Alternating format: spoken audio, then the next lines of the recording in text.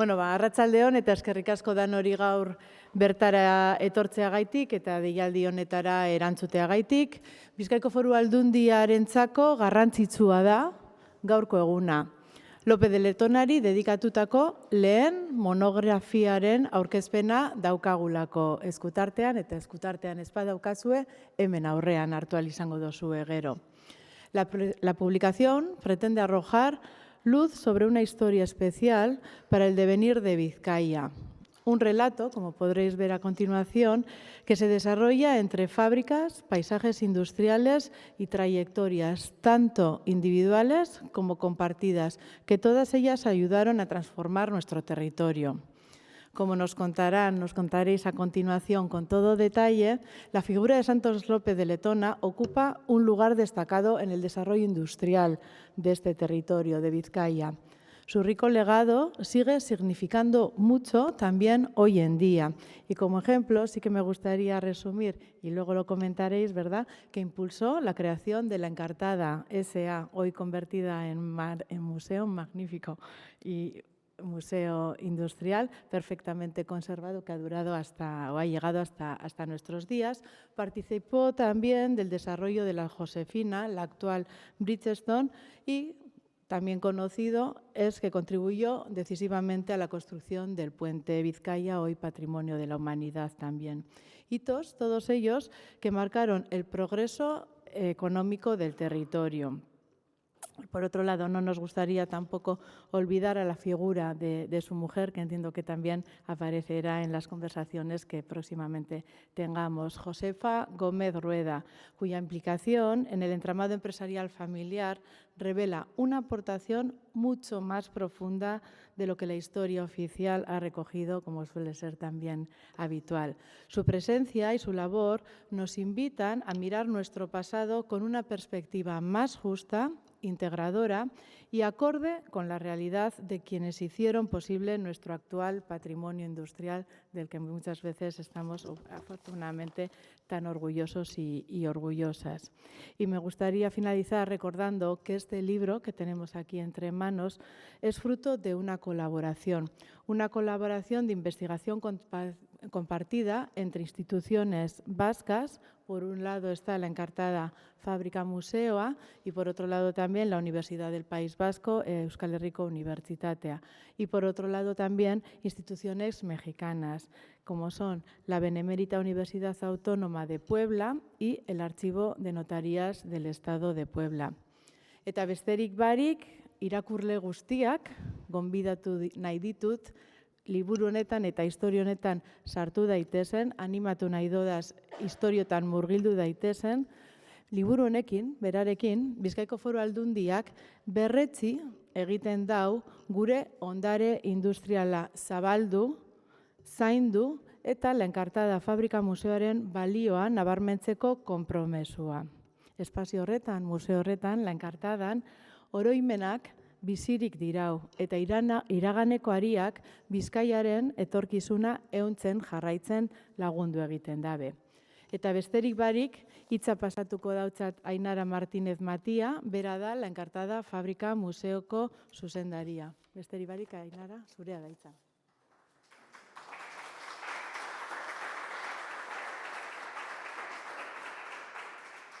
Bueno, nire aldetik bakarrik aurkezpen labur bat egingo dut. Es que daukadanez bian, estoy... Bueno, hori, nire aldetik bakarrik aurkezpen txiki bat labur bat egingo dut. Enkartada Fábrica Museoaren izenean, ze gaur garrantzitsuena liburua eta erakusketa dira.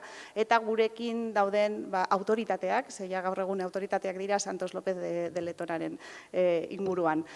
Por mi parte solo voy a hacer una presentación muy breve, porque lo interesante es la presentación y el coloquio que va a seguir a continuación con personas que ya, bueno, pues no sé si podemos hablar de que son expertas, auténticas expertas en Santos López de Letona, pero desde luego ya tienen orden en el conocimiento que había sobre esta figura y una composición del lugar, como luego comentaremos, que es muy superior a la que teníamos cuando empezó esta exposición. Como saben, este libro surge, este catálogo, surge de una exposición que comenzó el pasado mes de septiembre en La Encartada, coincidiendo con el centenario del fallecimiento de uno de sus 5 primeros accionistas, Santos López de Letona, y el libro que presentamos hoy, más que un catálogo de piezas, es precisamente una monografía en torno a esta figura. Tenemos, además, bueno, pues, el honor de contar con personas que han colaborado en el libro. Están aquí todos los autores y autoras de origen vizcaíno que han participado en el libro y, además, una de las autoras de origen mexicano. Solo nos han faltado 3, que están al otro lado del charco, en Puebla, y que no han podido participar, con lo cual creo que es todo un lujo poder contar con un coloquio en ese sentido. Y, además, para la presentación del libro contamos, y además ha aceptado la invitación con enorme generosidad, y tengo desde aquí que darle las gracias, con Ana de Zaballa Beascoechea, que es catedrática de Historia de América por la EHU, por la Universidad del País Vasco, que cuenta con una larga trayectoria en el estudio de la historia de América y, además, bueno, especialmente la Edad Moderna, pero que dirige el Seminario de Relaciones Transatlánticas, que es un poco de lo que vamos a hablar fundamentalmente, ¿no? De esa visión a los 2 lados del charco de una vida que empieza en Ceanurí, pasa por Cuba y por Puebla y que regresa a Vizcaya. Así que, bueno, pues como digo, tenemos la satisfacción y el honor de que sea ella la encargada de presentar el libro. Eskerrik asko, Ana, gure aldetik honorea da, eta, bueno, pues les dejo con ella.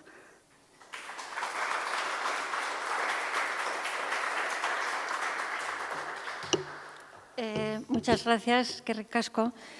Bueno, quería comenzar agradeciendo la invitación a participar en este seminario, en la presentación del libro sobre Santos de Letona y la fábrica de La Encartada, que, bueno, me ha dado la posibilidad de conocer el personaje y la riqueza que van a ver. Desde luego, espero que las pocas cosas que voy a decir sirvan para que tengan interés y lean el libro, porque realmente es magnífico.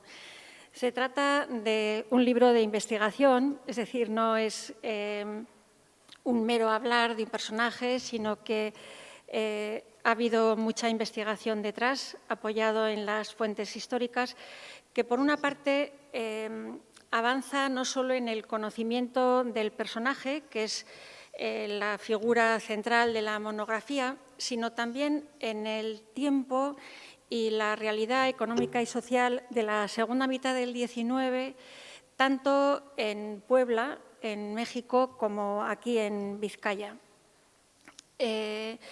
En ambas orillas del Atlántico. Por tanto, los autores proceden también, como acaba de comentarnos Ainara, de ambos lados. Contamos con un grupo de investigadores de Puebla, de la Benemérita Universidad Autónoma y del Archivo de Notarías de la misma ciudad de Puebla, y luego con un grupo local, bueno, local, no tan local, porque son de origen vizcaíno, pero tenemos Universidad del País Vasco, Universidad de Salamanca y la propia fábrica de La Encartada. Quería comenzar comentando primero las aportaciones del grupo de Puebla, que nos van a poner en el contexto de la sociedad poblana. Los capítulos son muy prácticos porque sitúan al lector, que aunque no conozca el momento, el 19, final 19, principios del 20, estos capítulos lo van a situar perfectamente en el contexto en el que se movió López de Letona. Se van a centrar en gran medida en la industria textil, en la zona, en la región de Tlaxcala-Puebla. Y luego están Verónica Raya y Alán Villegas, que nos dan cuenta del rastro que deja López de Letona en el Archivo de Notarías. Raya y Villegas dedican parte del capítulo a defender la importancia del Archivo de Notarías. Y aunque no están aquí, yo les diría que los historiadores somos perfectamente conscientes de la importancia que tienen esos archivos especialmente para la investigación que se está haciendo aquí, de la historia económica, industrial, de negocios, pero es un archivo que también es de gran utilidad a quienes nos dedicamos a la historia social, porque a través de los contratos, compraventas, negocios, poderes, todo eso va enseñando, como también pasa así con López de Letona, las conexiones familiares, las redes que se van tejiendo, la consideración social, los matrimonios, con lo cual es una documentación que no aporta solo datos económicos, sino que detrás hay todo un entramado social. Son documentos, además, que comienzan en el mismo siglo XVI. Se podría decir que al día siguiente de terminar la conquista ya contamos con documentos de notarías, porque todas las personas que se asientan en el territorio mexicano trasladan esa cultura jurídica y, curiosamente, la población indígena la asume casi desde el primer momento. Ahora no es momento de hablar de esto, que a mí me interesa muchísimo, toda la actividad jurídica de la población indígena, pero les aseguro que fue algo muy interesante y hay mucha documentación de este estilo en los archivos de notarías. Blanca Estela Santibáñez, Tijerina, que tenemos aquí con nosotros, dedica su investigación a la ruta de ida y vuelta de ultramar, de aquellos que emigraron a México y luego retornan al país de origen. Nos presenta la situación que había en la ciudad de Puebla en ese momento, final del XIX, principios del XX, especialmente durante el gobierno de Porfirio Díez, que es del 1876 a 1911, porque fue un momento de paz y en el que Porfirio va a promover el desarrollo de la industria, ¿no? Hay como un despegue económico y esto va a favorecer a todo ese grupo de emigrantes que se encontraban en México dedicados a los negocios. Va a hacer toda una revisión, de la que luego seguro que hablaremos en el coloquio, de los negocios que va llevando adelante Santos López de Letona. Puebla de Los Ángeles será una ciudad importante, cercana a la capital mexicana, donde se encontraba una colonia numerosa de españoles dedicados a la empresa y negocios. Eran familias que pertenecían a la élite poblana, a la que además van a dar como un sello particular. Van a aparecer nuevas celebraciones religiosas según las advocaciones de origen, van a aparecer también instituciones de sociabilidad promovidas por ellos, como el Círculo Español, el Deportivo Jayalay, el Casino Español, el Frontón Betty Jay, entre otros. Y a este grupo social va a acabar perteneciendo Santos de Letona. Se nos van mostrando toda la variedad de negocios e inversiones en industria, hacienda, comercio, bancos. Fue socio fundador del Banco Oriental de México y también bienes raíces. Se ve que desde el principio tiene una visión muy amplia de las posibilidades de negocio y va invirtiendo y participando en asuntos bien variados.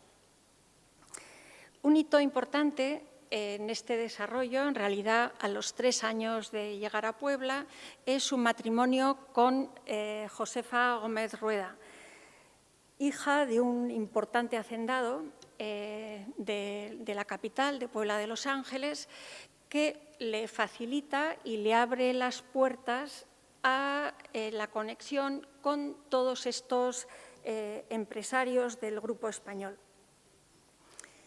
Más adelante, no se sabe si premeditadamente, pero la realidad es que parece que va a seguir con sus hijos una política matrimonial porque todos ellos y ellas se van a casar con hijos de importantes familias extranjeras dedicadas a negocios comerciales, industriales o de servicio, pero todos ellos pertenecientes a esa élite. Sergio Rosa Salas es el otro profesor de la Benemérita Universidad Autónoma de Puebla. Profundiza en la vida de Letona, en Puebla, y se va a centrar específicamente en la industria textil. Nos va a ilustrar sobre, primero, la importancia de esta actividad en la región de Tlaxcala-Puebla, que es una región que entre la tercera década del XIX hasta los años 90 del siglo XX fue la región más importante en industria textil en México. Es una región que tiene una importantísima tradición obrajera, es decir, ya en época colonial Puebla era una región importante, destacada en toda la producción textil, y Letona, bueno, como otras industrias de la zona, lo que van a hacer es aunar esa tradición de talleres y de prendas hechas a mano con la modernidad de la industria que avanzaba, ¿no?, que llegaba en ese momento. Letona funda directamente la fábrica La Josefina, en honor de su mujer, Josefa, en Tlaxcala, después la fábrica La Concepción, en Puebla. Participa en otra fábrica de su cuñado, me parece que era la Tlaxcalteca, ahora no me acuerdo, la Tlaxcalteca. Tenía además un almacén para venta directa del producto en la ciudad de Puebla. Rosas también nos dice que también tenía un almacén en la Ciudad de México, que tenía también inversiones en Mérida de Yucatán, en México, en tierra mexicana, pero muy lejos. Y bueno, uno ve que toda esa actividad de industria textil va creciendo y, sobre todo, expandiéndose. Letona destaca, no puedo quedarme en más detalles, pero él va a destacar por la capacidad de invertir, asegurando aspectos muy importantes como el acceso al agua. Comentábamos en la comida que hemos tenido previa a este acto, cómo uno acaba conociendo el río donde se van a instalar todas estas industrias, que es el río Atoyac, que tenía un salto de agua, cómo facilitaba. O sea, hay una serie de elementos que él busca, concreta, precisa.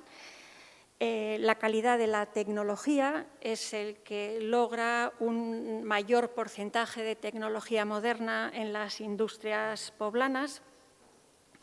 O también las posibilidades, ¿no?, la capacidad para abrir nuevos espacios productivos aprovechando las tradiciones del lugar. Además del éxito en las empresas, no cabe duda de que le ayudó para poder entrar en determinados circuitos, formar parte del Grupo Español de Puebla. Formar parte o compartir la fe cristiana con esos grupos, porque en las celebraciones religiosas también tenía lugar una relación y una interdependencia de unos con otros que le va a ayudar. Él se fue poco a poco integrando en esa sociedad hasta pues ir haciendo también de mecenas en obras importantes de la capital poblana.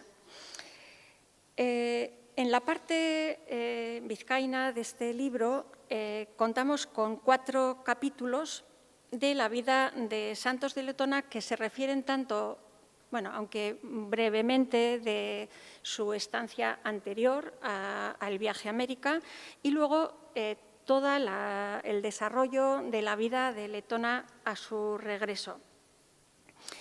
El primer capítulo dedicado a Letona, desde aquí, sería el trabajo de Óscar Álvarez Gila, especialista en emigración, que nos va a hablar de la emigración vasca en los siglos XIX-XX. Nos pone en contexto del importante proceso migratorio que tuvo lugar a lo largo de todo el siglo XIX y primeras décadas del XX, y nos va aportando el fondo, ¿no?, de cuáles eran las causas para la inmigración, los destinos preferidos, tanto de la inmigración europea como en concreto de la inmigración vasca, y nos presenta las peculiaridades de esta emigración vasca, especialmente su perdurabilidad, o sea, su mantenimiento en el tiempo a lo largo del siglo XIX, fuera de los motivos concretos o puntuales, tanto económicos como militares, bueno, huir del servicio militar, distintas causas que van surgiendo. Bueno, la inmigración vasca se mantiene independientemente de estos distintos elementos, ¿no?, hasta el punto de que esta emigración fue considerada como una opción más entre los proyectos de futuro de los jóvenes. Comenta el autor que podría incluso hablarse de un oficio de migrante, lo mismo que había otras posibilidades de oficio, era una posibilidad entre otras, ¿no? No era algo como original o nuevo, ¿no? De manera que, a pesar de las dificultades y el riesgo que conllevaba la inmigración, López de Letona se encuentra en un ambiente propicio para viajar a América en busca de trabajo y de fortuna. Los otros 3 capítulos van a repasar la industria textil en Vizcaya, la inversión inmobiliaria y la fábrica La Encartada en Balmaseda, analizando el papel de Gómez de Santos de Letona en todos ellos. Alonso Lea, que analiza el sector textil en Vizcaya, nos habla de Letona como de un indiano relevante en el proceso de modernización de Vizcaya a fines del XIX y principios del XX, teniendo en cuenta que a mí me ha resultado interesante y desconocido que los capitales de indianos tuvieron su importancia en el crecimiento económico e industrial de Bilbao en esos años. El López de Letona, que encontramos en esos años aquí en Bilbao, se diversifica dedicando su interés inversor a todas las actividades importantes. También va a invertir aquí, como en Puebla, en industria textil, en compra de terrenos, en promoción inmobiliaria, en bancos, en ferrocarril, en eléctricas. Uno dice, bueno, o sea, ¿en qué no invirtió su participación en el puente de Vizcaya, que también nos han comentado en la presentación? De manera que cuando él llega, no se queda conforme con lo que ya había hecho en Puebla, sino que aquí va a continuar su actividad económica. Llega a Bilbao con 45 años y una buena fortuna y entronca con los empresarios más importantes de la villa, a quienes se va a unir en diferentes inversiones. Se considera que junto con Enrique de Aresti fue el más significativo indiano en el mundo de los negocios del comienzo de la industrialización en Vizcaya. La profesora Teresa Paliza Monduate, de la Universidad de Salamanca, estudia la promoción inmobiliaria en su relación con los indianos y nos habla tanto de la residencia de indianos como construcciones que pretendían ser una señal de su posición, de su prestigio, de su fortuna, como también de la actividad inmobiliaria de estos indianos, la compra y venta de locales, de edificios solares, etcétera. Analiza desde el estilo arquitectónico de los inmuebles, su importancia dentro del ensanche bilbaíno. Hace un momento hablando con ella, me decía que es un tema que no se agota nunca. Aunque tuviera 7 vidas, seguiría encontrando cosas nuevas, entrelazamientos nuevos de familias a través del estudio de estos edificios y del desarrollo del ensanche. Y entre estos indianos está López de Letona, que tiene una particularidad, y es que no se va a contentar con comprar inmuebles para luego venderlos, sino que se implicó en todo el proceso, desde la compra de solares, la construcción de las viviendas y su promoción, ¿no? De manera que va a estar metido en todos esos pasos. El último capítulo se refiere a la fábrica La Encartada. Y a pesar de la humildad de su autora, que dice que no es un trabajo de investigación, tengo que afirmar que con investigaciones previas, cierto, de otros autores, con el conocimiento de historia oral que ha ido recibiendo y recogiendo de descendientes de los primeros fundadores de la fábrica, ofrece una visión de La Encartada nueva hasta este momento.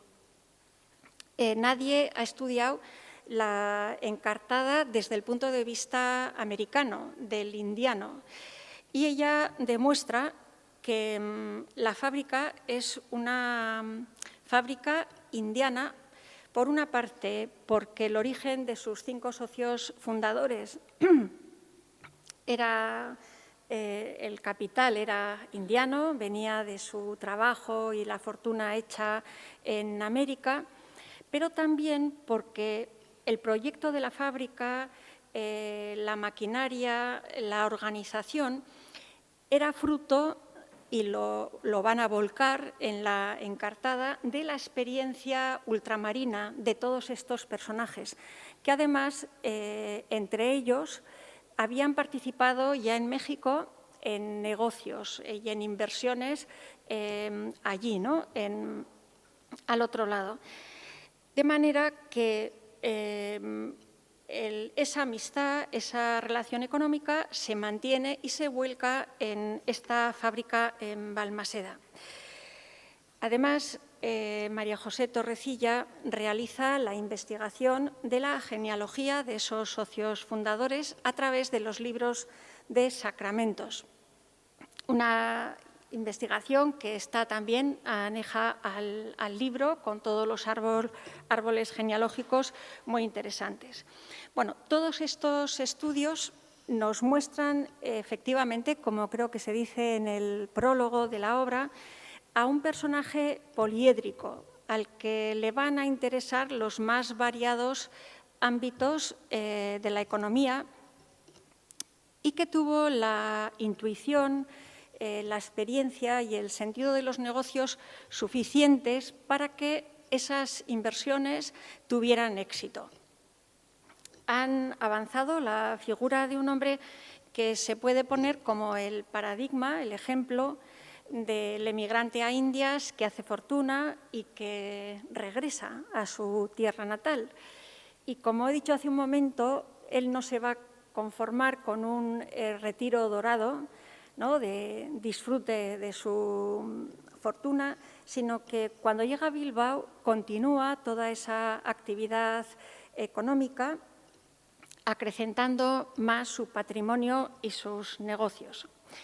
Es una investigación que abre las puertas a continuar con la investigación, lo que he comentado de toda la construcción del ensanche bilbaíno, pero podemos ver en la figura del propio López de Letona, de su esposa Josefa y de los distintos aspectos que se han ido tratando en el libro.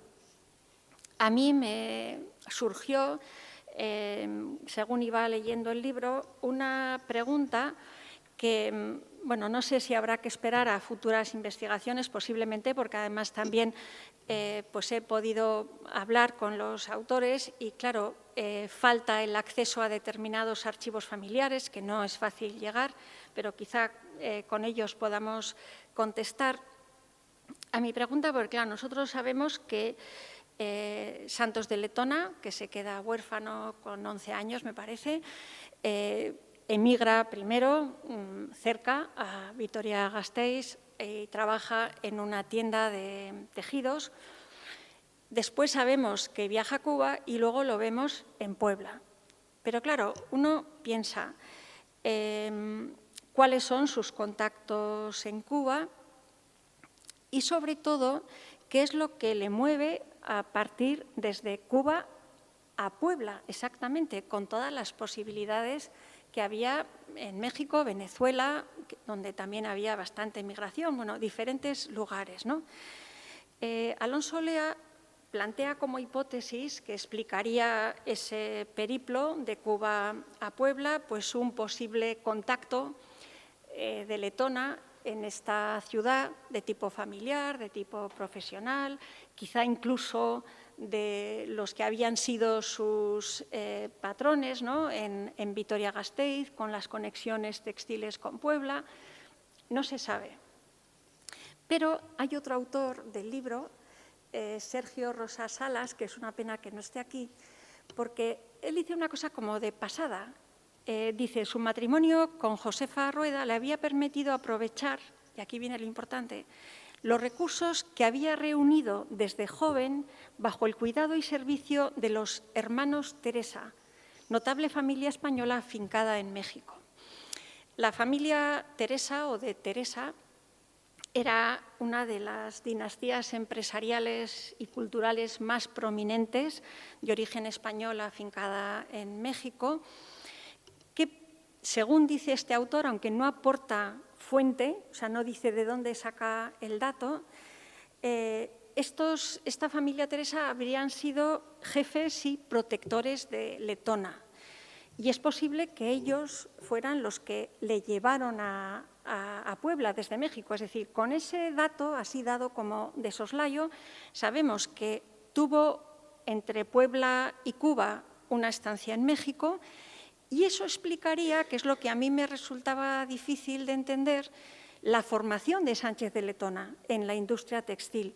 Porque, claro, uno dice, desde ser empleado de una tienda de telas a montar una industria textil, claro, hay un salto cualitativo grandísimo.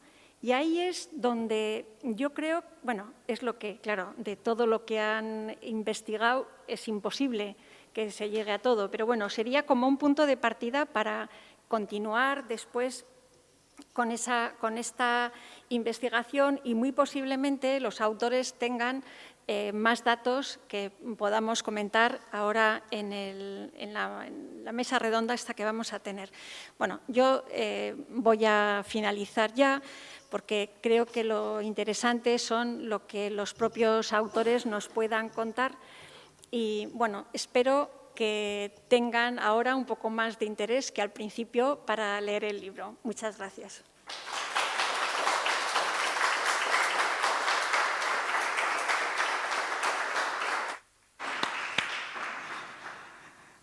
Bueno, muchísimas gracias, Ana. Me están dando ganas de leer el libro. No, de verdad, muchísimas gracias y sobre todo muchísimas gracias por he dicho al principio, la generosidad. Yo me refería a la generosidad de aceptar la invitación, de leer el libro con el detalle que ha demostrado que lo ha hecho, hacernos bueno, pues este descargo casi de la obra, pero además por esa apertura de nuevas vías, que yo creo que es lo que realmente compete a la investigación y al trabajo que aunque no seamos parte de la institución académica, hacemos también desde los museos y, por lo tanto, bueno, pues me alegra ver que esa exposición que se pergeñó y de la que ahora hablaremos hace un par de años tenía sembrado esa semilla y que, además, bueno, pues sale ese pequeño taño del que seguro saldrán ramas. Muchísimas gracias, Ana. Y, bueno, pues a continuación voy a invitar aquí a la parte del coloquio a tres de las personas que han colaborado en la obra. Blanca Estela Santibáñez Tijerina, que ya viene de la... Ven, Blanca, o venid los tres. Ella viene de la Benemérita Universidad Autónoma de Puebla, del Instituto de Investigación de Ciencias Sociales, ponte aquí, que luego si no con la grabación del Instituto de Ciencias Sociales. Es especialista en migraciones, en esas figuras de indianos, de figuras de españoles llegados a Puebla y de la vida social de Puebla, ¿no? Bueno, no sé. Vamos a hacer, oye, además hay baile, además de coloquio hay baile, que esto siempre viene bien en cualquier, en cualquier acto. Esto dinamiza mucho y hace que las cosas sean mucho más divertidas, que es a lo que venimos en realidad, a aprender, pero también a que sea una conversación amena y entre colegas. Bueno, decía que ella es experta sobre todo en esa cuestión de las migraciones vista desde el lugar de recepción de esos indianos migrantes españoles en Puebla. Tiene una amplísima trayectoria y además ha colaborado desde el principio en la gestación de esta exposición. Quizás estuvo en el primer coloquio que organizamos. Aprovechamos siempre sus muchas participaciones en seminarios y congresos en zonas cercanas, que para ella, en escala mexicana, cercano puede ser Santiago de Compostela, y entonces ya que está allí, se acerca para aquí. Ahora venía a Espinosa y a otro seminario y bueno, pues ha tenido la generosidad también de estar aquí. Junto a ella, Óscar Álvarez Gila, que también participó en la exposición desde sus comienzos, es una de las voces que se escucha en el vídeo de esa exposición. Él es doctor en Historia, especialista en Historia de América, especialmente en migraciones. Precisamente el capítulo que dedica lo que hace es contextualizar la figura de López de Letona en esas migraciones a América, como nos ha señalado Ana de Zavalla, y además, bueno, pues es una persona que tiene mucha costumbre de esto que ahora llamaríamos alta divulgación, es decir, de presentar los resultados de sus investigaciones de una manera asequible, cercana, y bueno, pues creo que eso también es algo que hay que señalar. Y junto a él, María Jesús Pacho Fernández, comisaria de la exposición, profesora de Historia del Arte en la Universidad del País Vasco, especialista sobre todo en arquitectura de los siglos XIX y XX y ahora experta en Santos López de Letona, o por lo menos... o además catalizador, ¿no?, de todas esas voces que se han reunido tanto en la exposición como en el libro, como que vienen hoy al coloquio. Voy a empezar dándoles la palabra a ellos tres y después, bueno, si quieren, no voy a obligar mucho, lo justo. Abriré también la palabra a las personas que están en eso que hemos llamado la fila cero, que también son participantes en el libro y en la exposición y que, bueno, seguro que tienen muchas cosas que decir, pero para no cargar de presentaciones, si les parece, empezamos así y según se vaya dando el coloquio, abrimos a esas voces. Así que, bueno, lo que nos reúne aquí es, en realidad, eso, como decía, una exposición en torno a la figura de Santos López de Letona, uno de los 5 fundadores de la Encartada. La excusa fue el centenario de su fallecimiento, que fue lo que, bueno, pues, justificó que se dedicara a esa exposición, y ello dio lugar a una investigación previa, que es la que se muestra en las vitrinas de la Encartada y que todavía es visitable hasta el 30 de junio, hasta el 30 de este mes. Quedan poquitos días, pero si todavía no la han visitado, pues igual pongo faltas a quien no la haya visto. Esa exposición tiene una investigación previa, que es la que se manifiesta allí, y que luego, como digo, fue la semilla que ha dado fruto en el libro, que es más que un catálogo, una pequeña investigación sobre la figura.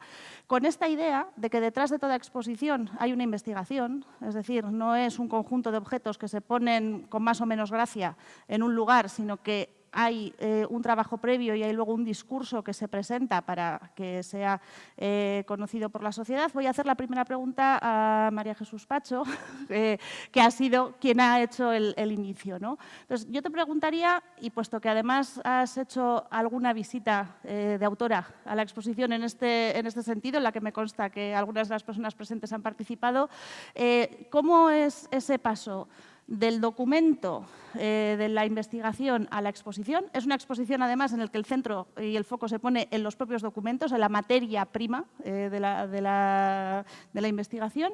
Y eso luego, bueno, pues cómo se presenta y cómo se siembra esa semilla que nos ha traído hasta aquí y hasta este libro.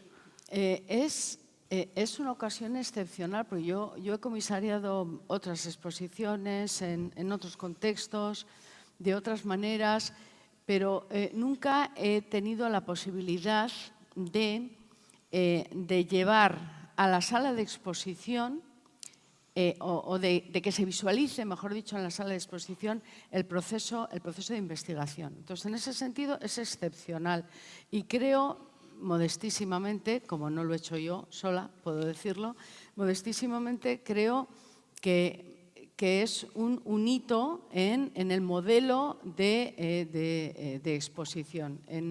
La generación todas las exposiciones tienen detrás siempre un discurso y detrás del discurso hay un trabajo de investigación.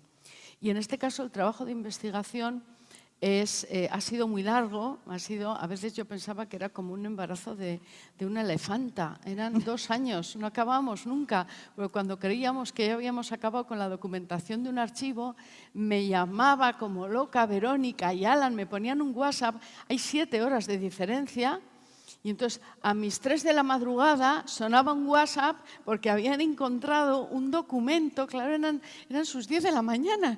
Y decía, por Dios, ¿qué pasa? Entonces ha sido una experiencia desde el punto de vista de la investigación y del comisariado, ha sido una experiencia única. Y luego la posibilidad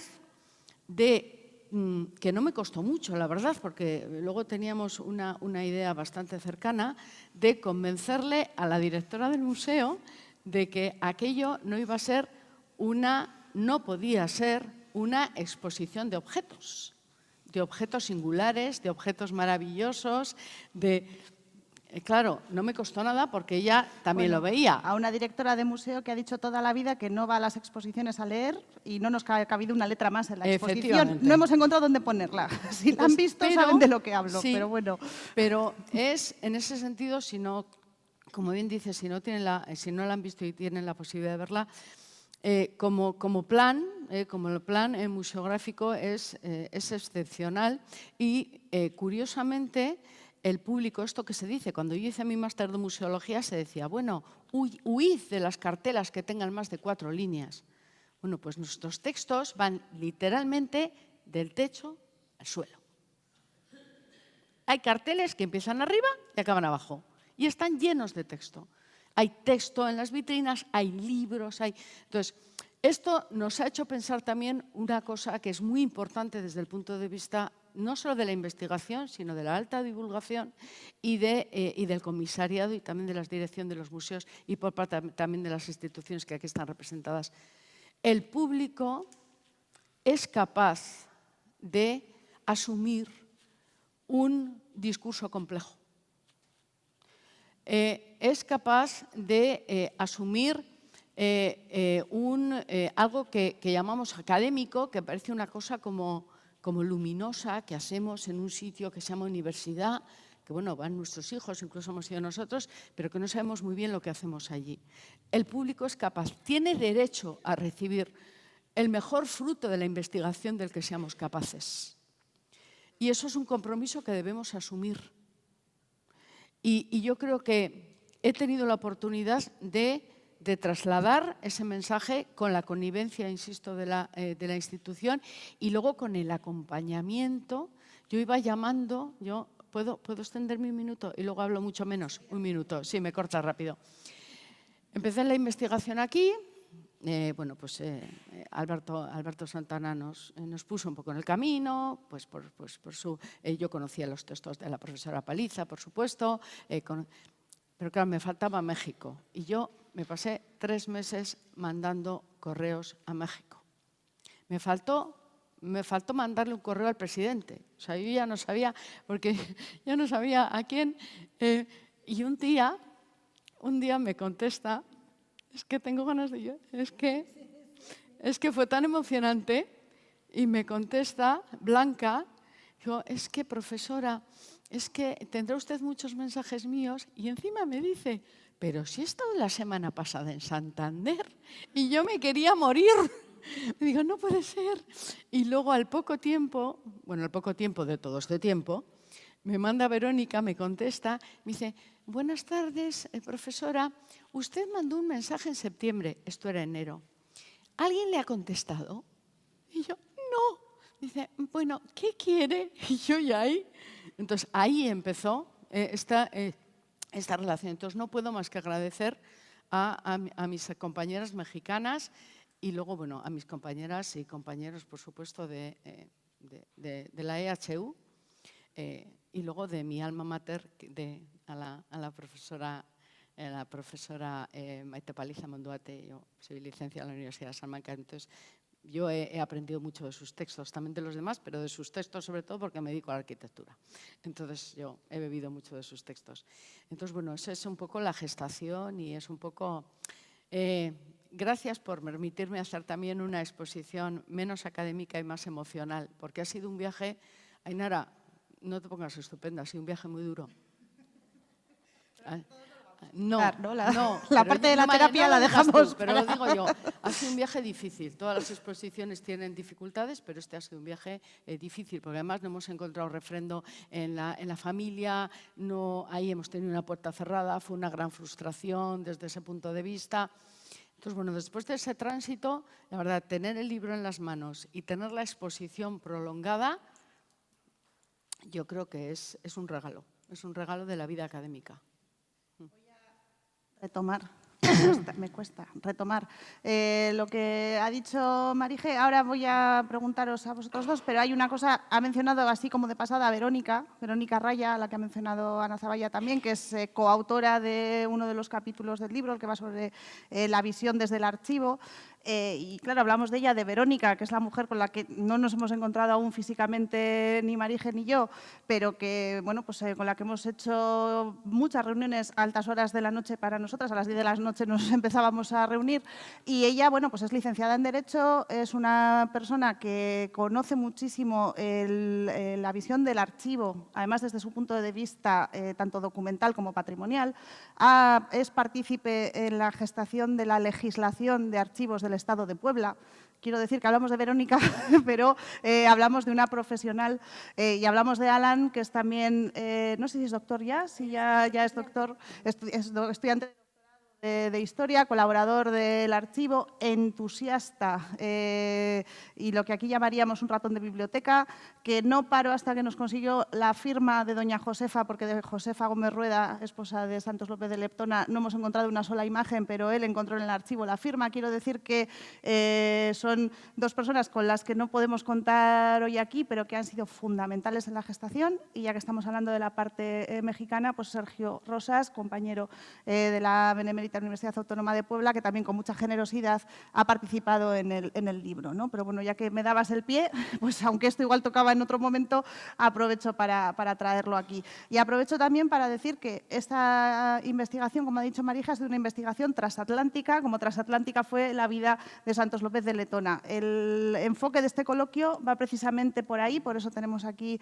a Blanca Estela y a Óscar en mesa, para darle también una visión, bueno, pues, diversa de aquel primer coloquio que hicimos cuando la exposición arrancaba y nacía.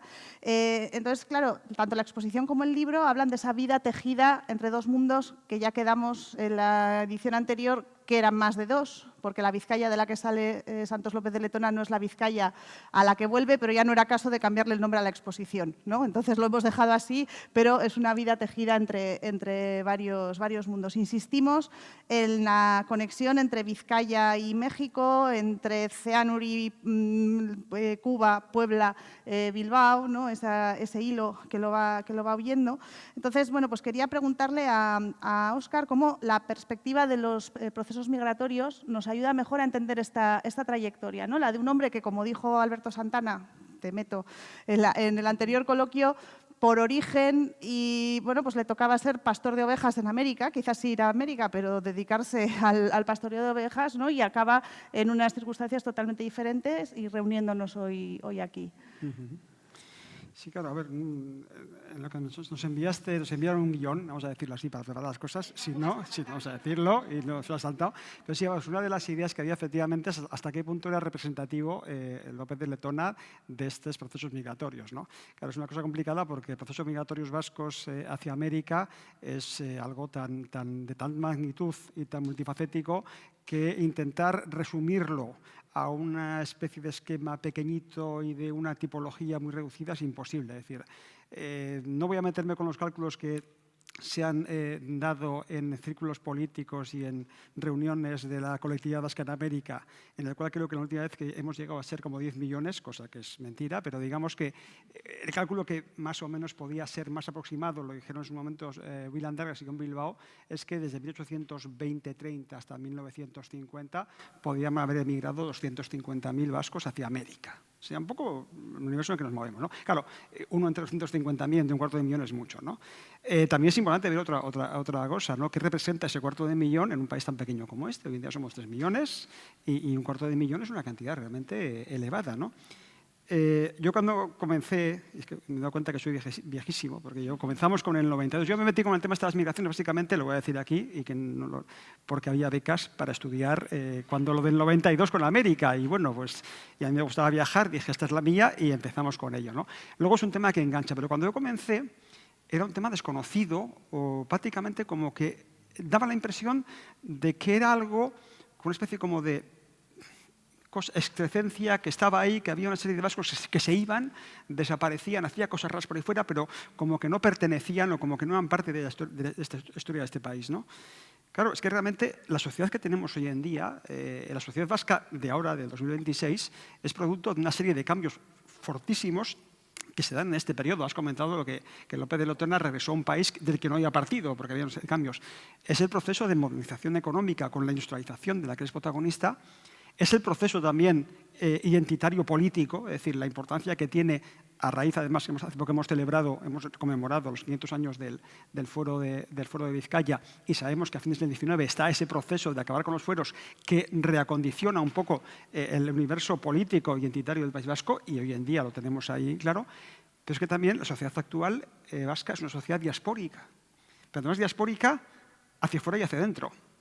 Quiere decir, tenemos una comunidad, vuelvo a repetir, en cada reunión de las colectividades vascas de América subamos 1 millón, entonces estamos en 10 millones. Igual no somos tantos, ¿no? Pero sí que hay un colectivo de gente, descendientes de aquellos inmigrantes, que mantienen una vinculación con el País Vasco y son parte hasta cierto punto de nuestro universo cultural, pero es que también, si hacemos una visión interna, ¿no? Siempre hablo del fútbol, no voy a hablar de fútbol, pero bueno, eso es el tema. Es que si analizamos el censo actual de la Comunidad Autónoma Vasca, es que resulta que si buscásemos vascos puros, pues prácticamente no había nadie. Es decir, se calcula que aproximadamente, estas son cifras, vamos a decir, no exactas, pero aproximadas, que solamente 1 de cada 4 personas que viven en la Comunidad Autónoma Vasca tienen los 4 abuelos nacidos en el País Vasco. Es decir, 3/4 partes tienen al menos un abuelo nacido fuera. Sí, sí. Es más, es que una cuarta parte son datos de 2010, tenían los 4 abuelos nacidos fuera. Es decir, ahí los movimientos migratorios hacia afuera y hacia adentro del País Vasco han modelado esta. Entonces, no podemos hablar de las migraciones como un hecho marginal, es un hecho central, ¿no? Y, de hecho, las vinculaciones entre estos elementos son importantes. Yo últimamente, en la última década y media, he trabajado mucho sobre, por ejemplo, las vinculaciones entre esa creación del universo político y de esos nacionalismos. Y hemos llegado a descubrir que había formulaciones de nacionalismos entre las colonias de América antes incluso de que aquí se formulasen. Por ejemplo, hay esas vinculaciones. Pero que también está el tema, que es lo que, pues, por ejemplo, el trabajo de Eduardo Alonso en este libro, es esas vinculaciones entre los procesos migratorios de ida y de retorno y el mundo económico. Y el Santos López de Letona es un caso, pero no es el único. Es decir, entre el Banco Bilbao, cuando se funda, pues tiene una serie de miembros que son gente que ha regresado de América, están los Murrieta, que además mantienen una banca en Londres. Y entonces, claro, a veces pienso que si pensamos en la historia del País Vasco como una historia que está reducida a lo que ocurre entre la costa y el Ebro, no es una historia real. Entonces, esta visión que tenemos que tener de que, bueno, este no es un pueblo que ha estado encerrado, esa imagen que hay de que se ha conservado, bueno, en los vídeos de TikTok, Se dice, ¿no? Es un pueblo misterioso que se ha conservado porque vive encerrado en las montañas. Digo, ¿qué montañas? En Portugalete tengo el mar enfrente, eso no es una montaña. Es decir, yo salgo de Portugalete y puedo llegar a cualquier lugar del mundo con un barco. Es decir, esto no estará encerrado, ¿no? El País Vasco no estaba encerrado, nunca ha estado encerrado. Y de hecho, esas vinculaciones continuas entre dentro y fuera también en lo económico son importantes. Y en este caso es un caso claro. Es decir, él parte de un País Vasco que va a comenzar a modernizarse, regresa a un País Vasco que está en proceso de industrialización fuerte y que además viene con ese know-how y con el dinero y con un cambio de mentalidad que también es algo importante que se aplica aquí, ¿no? Esa idea de que hasta cierto punto no solamente la importancia del capital indiano de los que retornan, sino también esa importancia que tiene esos contactos con vascos que están por fuera y que también mantienen relaciones económicas, ¿no? Entonces, bueno, este trabajo de investigación, voy a hacer una anécdota, tiene la ventaja de que no ocurre como un colega que hace años, cuando pues le preguntaron, ¿usted qué va? Cuando estábamos de doctorados, y decía, ¿y usted qué va a investigar? Voy a investigar eso, pues la migración vasca argentina. Y decía, ya está hecha. Mira mi libro. Bueno, no. Evidentemente, la ventaja de un libro de investigación, lo sabemos, no es las respuestas que cierra, sino las preguntas que abre. Y como ha comentado Ana, que ha hecho un trabajo espectacular, iba a decir, casi no es ganas del libro, es justamente la gran cantidad de vías que se abren para preguntas y para conocer más, ¿no? Entonces, eso es la parte que hay. Y aquí tenemos la ventaja de que también, si nuestro país, en este caso, ha sido un país transatlántico, transnacional, como queramos, también nuestra investigación tiene que ser así. Y este libro, un poco indicando, ha sido un ejemplo, ¿no? Con los problemas que hay. Te voy a decir, no te quejes que tenías correo electrónico. El primer libro que tuve que hacer en el año 91 lo hice a vuelta de correo normal. Y era... Pero sí que es cierto que es importante esta cuestión, ¿no? A mí me ha faltado ir nadando, ¿eh? Bueno, pues Hubo días que dije, yo me tiro como letona, me tiro al mar y que me reciban allí y me cuenten lo que me tengan que contar. Bueno, pues te va a corresponder a ti hablar de esa parte receptora, ¿no? Porque en el caso de Santos López de Letona hablamos de ida, asentamiento y retorno, porque parece, cuando hablamos de un camino de ida y vuelta, parece que se fue, tocó pared y volvió, ¿no? Y no, construyó una vida allí, además de su vida familiar, que tiene mucho que ver con su vida económica, tejió redes, contactó con gente originaria de las Encartaciones, que luego le abre vías aquí. ¿Cómo es ese asentamiento de Santos López de Letona en Puebla? Muchas gracias. Bueno, primeramente quiero agradecer a Marijé y a Inara, porque sin duda las investigaciones, o sea, el trabajo del investigador es muchas veces solitario. Está uno en el archivo muchas horas y está uno solo con los documentos. Pero en esta investigación no solamente he estado acompañada, sino arropada por ellas, con ese entusiasmo, con esa vitalidad. Y es cierto que pues, uno piensa a veces, esta es la hora de que puedo yo comunicarme, ¿no? Y no dábamos en cuenta que aquí era la madrugada. Y bueno, y al revés también, sí, porque el entusiasmo es eso. Voy rápidamente a comentarles unas anécdotas. Cuando yo fui descubriendo, porque claro, yo inicié una investigación también cuando era el correo postal y cuando todo era por teléfono también, ¿no? Y el internet pues no era lo que es ahora. Y empecé a descubrir cositas muy pequeñas, pero para mí eran muy grandes.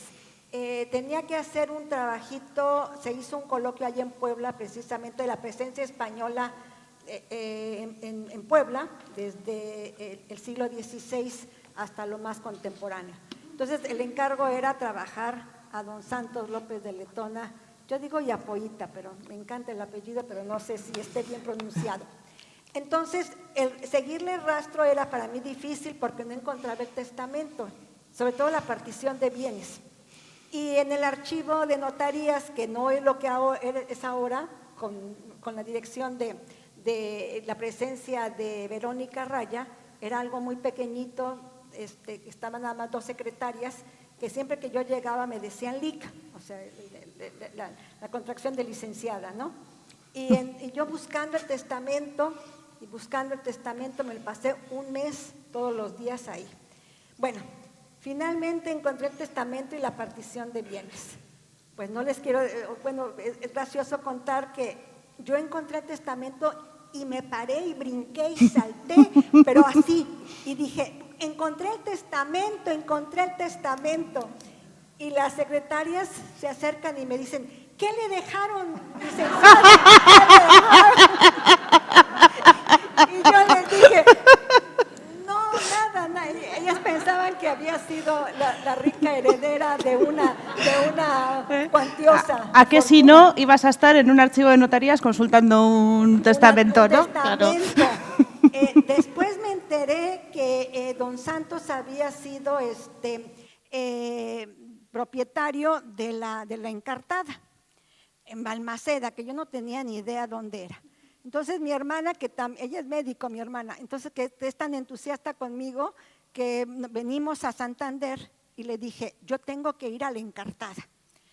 Venimos a Bilbao, tomamos un autobús que nos dejó en la Encartada y llegamos, que vi a María José, sí, ¿verdad, María José?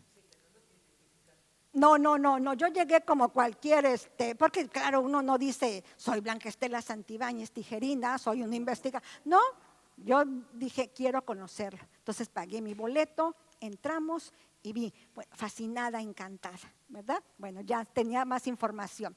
Pero otra cosa que bueno, no fue tan simpático como la otra anécdota, es que buscando también más acerca de don Santos, encontré la esquela de su hijo Emiliano, que fallece en un accidente automovilístico.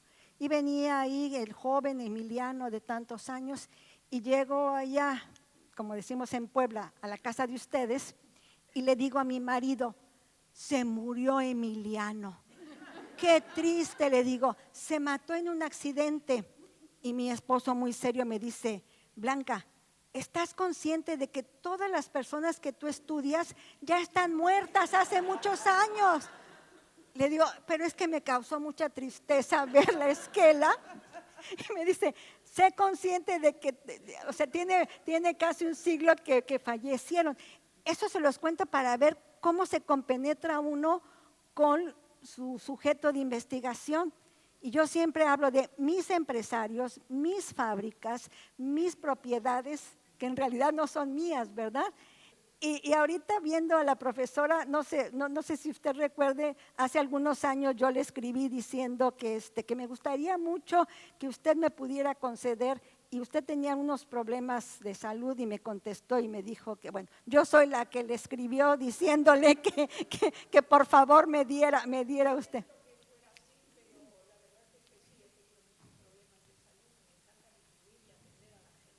Sí, bueno, no, o sea, no hay problema. Y hace como 3 años también le escribí a Inara, no la conocía ni nada, y dice, pues la felicito porque acaba usted de estar ahí. Me dijo, pues no, en 2025 se va.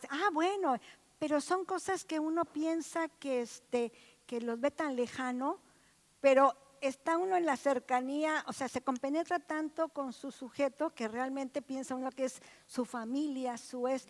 Y déjenme decirles que lo que dice la profesora Ana me resulta muy interesante, porque efectivamente las investigaciones son producto de lo que uno encuentra, o de ir contestando preguntas, pero también a la vez de generar, o sea, más preguntas. Ahora comentaba con Marijé que ahora uno de mis propósitos, si Dios me concede la vida y la salud, es seguirle el rastro a doña Josefa Gómez Rueda, porque he estado viendo que los Gómez Rueda también tienen familia en Santander y son familiares también de algunos que yo he estudiado, y creo que ellos también pueden haber sido los contactos que siguieron, no lo sé, pero voy a seguir esas pistas. Los contactos, sí, porque digamos una de las características es lo que señala la doctora Clara Lida, una investigadora del Colegio de México, es que precisamente eso, que son migraciones en cadena, que o son a partir de familias, ¿verdad? De familiares que van a América y en este caso a México, ¿verdad? Primos, sobrinos, tíos, o también no solo de parentesco, sino también de paisanaje, ¿sí? Y quizá por ahí también estas vetas nos lleven, no sé, a lo mejor dentro de, no sé, 5 o 6 años, nos volvamos a reunir para tratar de dar una respuesta hipotética a todas estas cuestiones. El caso es que don Santos llega a Puebla. Puebla es una zona que tenía esa, como lo dijo muy bien la profesora Ana, esta tradición obrera, bueno, primero los obrajes de lana, y tiene una mano de obra muy especializada. Entonces, para los que se instalan en esta región, pues cuentan con todo, exención de impuestos, el agua suficiente, el río Atoyac, que en Tlaxcala se convierte en río Zahuapan, cuentan con esta mano de obra especializada, cuentan con terrenos que son realmente muy idóneos para instalar las fábricas. Algunas se instalan, o la mayoría, en lugares donde el pueblo ya existe, pero en el caso, por ejemplo, de Metepec, donde estuvo también fue socio Santos López de Letona, que todavía nos falta explotar esta beta de cómo es que llega también a ser socio ahí. Entonces, todo eso se produce, todo eso se conjunta para que precisamente vengan estas personas y ya hayan conocido de alguna manera este oficio. Ahora, creo que la doctora Leticia Gamboa, que fue mi profesora también, que desgraciadamente ya falleció, ella ha estudiado hoy estudió más estos procesos y tiene la idea también, o tuvo la idea, lo ha plasmado, que todo esto, que la mayoría llegó sin muchos recursos, los recursos que logra don Santos es a partir de la herencia de doña Josefa, o sea, doña Josefa es la que aporta el dinero. Y de alguna manera lo primero donde inicia don Santos es en el comercio, ¿sí? Doña Josefa es vecina, o sea, los dos viven en la misma calle, la aduana vieja, ¿sí? Que ahora es la 2 Oriente. Entonces, pues de alguna manera, pues quizá ya estaban relacionados por algún familiar que se los presenta, pero también por ser vecinos, pues llega Y doña Josefa a la vez tiene el tío, que es el que junto con don Santos compran estos terrenos a la viuda de Fausto Acedo, que tenía una fundación de hierro y bronce, que se llama en el lugar de Panzacola, que es una población pequeña, y ahí funda don Santos la Josefina y Manuel Gómez Rueda la Tlaxcalteca, ¿sí? Entonces estos son, digamos, como que un poco el escenario, pero también, digamos, una de las características que tiene estos migrantes, no solamente de Vizcaya, sino también de Santander, es que los negocios que fundan son empresas familiares, ¿sí? Don Santos en un primer momento, su yerno, Santiago Arechiga, es uno de los socios, ¿sí? Y posteriormente ya se integran con los años sus hijos, primero Emiliano y Santos, y a la muerte de Emiliano son Santos y Anselmo. Santos es el que se queda más en Puebla. El escenario es una ciudad, Puebla es una ciudad que había sido fundada para españoles en la mitad, digamos, del puerto de Veracruz a la Ciudad de México. Puebla está a 120 kilómetros de la Ciudad de México y un poco más alejada del puerto de Veracruz. Entonces, en ese trayecto es que se funda en el siglo XVI la ciudad de Puebla, y es una ciudad que digamos, va siendo también escenario de, sigue siendo el obispado estaba en Tlaxcala, pero Puebla se queda, bueno, los tlaxcaltecas dicen que se los arrebata, pero bueno, llega, el obispado se traslada a Puebla, y entonces en ese escenario, digamos, de élites y de antiguos españoles es donde se desarrollan, y realmente yo lo que me admiro es esa capacidad para invertir en todo, en la hacienda, en el comercio. Después de fundar la Josefina y la Concepción, que la Josefina era de lana y la Concepción, la Josefina era de algodón y la Concepción de lana, y fundan también la Iberia, ¿sí? Otra fábrica, ¿sí? Y en la banca tiene acciones en el Banco Oriental de México, pero también en el Banco Refaccionario Español, en un banco más local del estado de Jalisco, y en otro que ahorita se me escapó el estado. Entonces, hacen inversiones de lo más disímiles, pero inversión que inician, inversión que les deja sendas ganancias, ¿sí? Y todo esto se relaciona, es todo un entramado político, social. Otro de los socios de don Manuel Gómez Conde, que era Leopoldo Gavito, él llega a ser en varias ocasiones alcalde de la ciudad de Puebla, y también pues todas estas relaciones familiares y políticas pues hacen que también el escenario sea propicio para destacar. Y lo que decía la profesora Ana, pues ellos mismos van creando estos escenarios culturales, pero también de beneficencia. Crean la Beneficencia Española, que era un hospital que apoyaba a los migrantes que llegaban en barco, enfermos o con alguna situación económica, y la Beneficencia Española, que hoy sigue siendo hospital, pero hospital de élite, ¿verdad? Que son las consultas son bastante caras, pero en un principio era eso, una beneficencia para aquellos españoles. Llegan también construyendo el Casino Español, y también el Círculo Católico, que también en alguna otra publicación Sergio Rosas ha tratado de manera muy puntual. Y también siguen haciendo estas tradiciones. Allá en Puebla todavía ahora siguen festejando el Día de la Covadonga, ¿sí?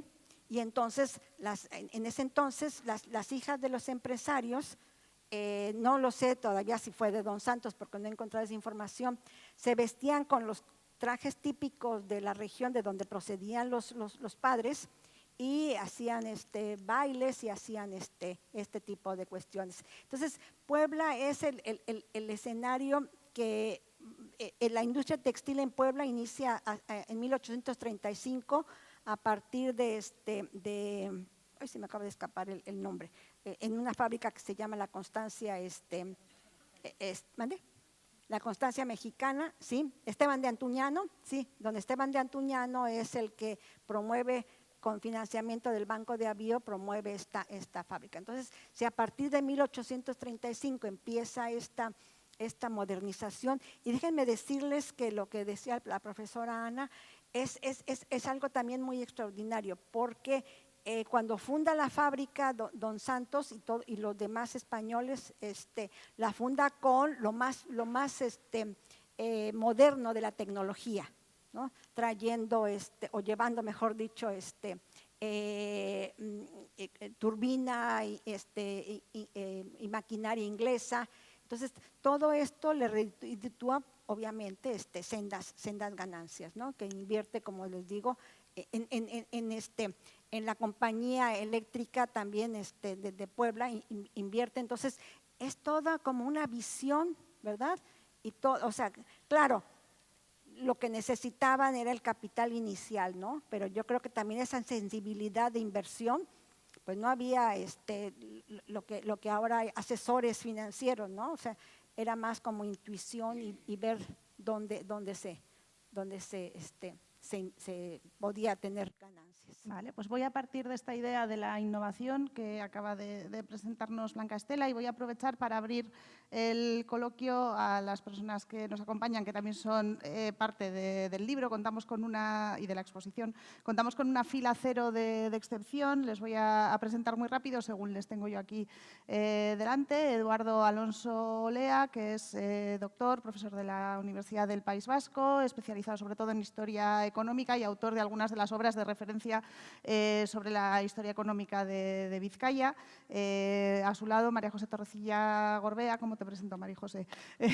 Referente para quienes nos hemos dedicado a esto del patrimonio industrial, arqueología industrial, coautora de 2 de las en Guipúzcoa y Álava, perdón, en la de Vizcaya no participas. Impulsora del proyecto de la Encartada desde sus inicios y, bueno, pues en gran medida responsable de que estemos aquí por la parte que te toca y, bueno, pues gran conocedora de la intrahistoria y la microhistoria de la Encartada, que es lo que nos presentas en el libro.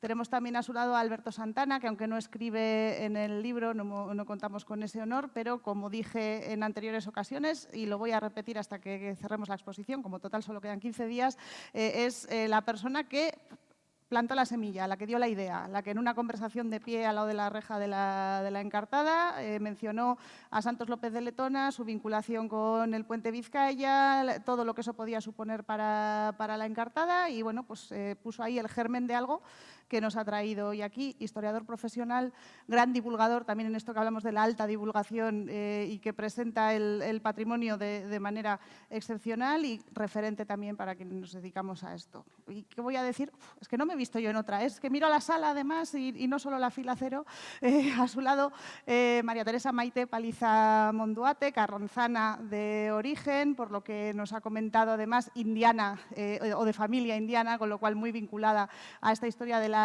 migraciones, gran especialista en el ensanche bilbaíno y además en la aportación de capitales indianos en ese ensanche. Ella comentaba antes que sobre todo se le reconoce por el libro, que es su tesis doctoral sobre Manuel María Smith, y yo le respondía que modestamente para quienes nos hemos dedicado a la arquitectura contemporánea, en mi caso la arquitectura industrial, pero en definitiva la arquitectura contemporánea del País Vasco, era un modelo no solo por ser la referencia ineludible de un autor, de un arquitecto que quieras o no te encontrabas ahí, sino por cómo debe acometerse una investigación en este campo, ¿no? Entonces, bueno, pues es algo que era fundamental. Junto con las personas que he mencionado antes, que están en México, que no han podido estar ahí, tenemos al completo a las personas que participan en el libro. Y hecho este paréntesis de presentaciones, está también Ana de Zavalla, que ha participado, con quien, bueno, pues le invito también que si tiene interés se une al debate. Decía que iba a retomar esa idea de la innovación de Santos López de Letona, innovación que ella dice que plantea en México, en sus inversiones, en el tipo de tecnología que tiene en sus fábricas textiles. Cuando aterriza, o más bien desembarca de vuelta en Vizcaya, creo, y coincidimos en el coloquio anterior, que tiene también una visión innovadora, que es esa inversión inmobiliaria en el ensanche, que era un modelo que podía estarse planteando en otras ciudades como Barcelona, pero que no era aquí. Es una persona bien informada y que, desde luego pues con el puente Vizcaya va a tener su visión en eso que es la innovación, ¿no? Entonces, y aquí ya pregunto libremente y tome la palabra quien quiera. ¿En qué aspectos, tanto de México como de Vizcaya, vemos esa faceta innovadora de Santos López de Letona y, sobre todo, en cuanto al patrimonio, ¿no? ¿Qué ha dejado de huella y que, bueno, pues justifica que se le haya dedicado esta exposición? Si no toma nadie la palabra, daré yo turno, pero yo os miro así como quien… La profesora. Maite. ¿Está? Yo no toco nada, entonces. Muchas gracias. Buenas tardes. Yo lo primero quiero agradecer la oportunidad que se me dio. Nunca pensé que me podrían invitar a participar en una monografía sobre Lope de Letona. Entendí que era por la cuestión de su condición de indiano y que parte de mi investigación ha sido sobre el mundo de los indianos. Lo agradezco muchísimo, y también este acto y sobre todo que se haya celebrado el centenario. Yo creo que tenemos muchísimas figuras emblemáticas en Vizcaya de finales del XIX y principios del XX, y que de alguna manera hay una obligación por parte de los historiadores y las instituciones pues de hacer este tipo de revisiones, ¿no? Entonces también agradezco el papel de la Diputación, de la Encartada, mi felicitación a todos. Con respecto a esta faceta, bueno, yo lo primero que tengo que decir es que Lope de Letona era un indiano prototípico de Vizcaya al 100%. Cuando estaba hablando Ana de Zavalla, todos los puntos que ha señalado, hay indianos por doquier, digamos, con esa casuística. Diversificar las inversiones, sobre todo los que vinieron a la edad a la que él vino, porque muchos que regresaban ya sexagenarios, y yo creo, bueno, no es lo mismo los 60 años de hoy día que los 60 años de 1900. Entonces yo creo que ellos venían ya, vamos a decir, a morir, a tener una vida descansada en la tierra natal. Pero los que vinieron más jóvenes, como él, con 40 y pocos años, fueron muy emprendedores y tendieron a diversificar los aspectos económicos, no a centrarse en un único sector. Esta cosa que nos recomiendan tanto los economistas, yo creo que en aquella época no se recomendaba, pero los indianos lo vieron clarísimo en América y cuando regresaron, ¿no? Y cuando ella decía, por ejemplo, el agua, muchísimas traídas de agua, muchísimas fuentes de municipios, de pueblos de Vizcaya, fueron costeadas por los indianos. O sea, venían, digamos, la relación en la vida doméstica en aquellos países, no sé si por el calor o qué, el agua era mucho más valorada y como necesitada que aquí, ¿no? Para el baño, para todo esto. E incluso los edificios, las casas de indianos, a veces destacan por el elevado número de cuartos de baño que tenían en comparación con casas, digamos, promovidas en la misma época, en el mismo lugar por no indianos que tenían un cuarto de baño solo, por ejemplo. Entonces, en muchísimos aspectos, desde luego, lo es. Hay en su, digamos, evidentemente, él invirtió en la industria textil en México y aquí, pues cuando tiene que invertir en industria, yo creo que la práctica, el conocimiento a todos los niveles de cómo funcionaba esto, de los avances, de las infraestructuras, lo más fácil quizá era, bueno, pues hago fábricas textiles, ¿no?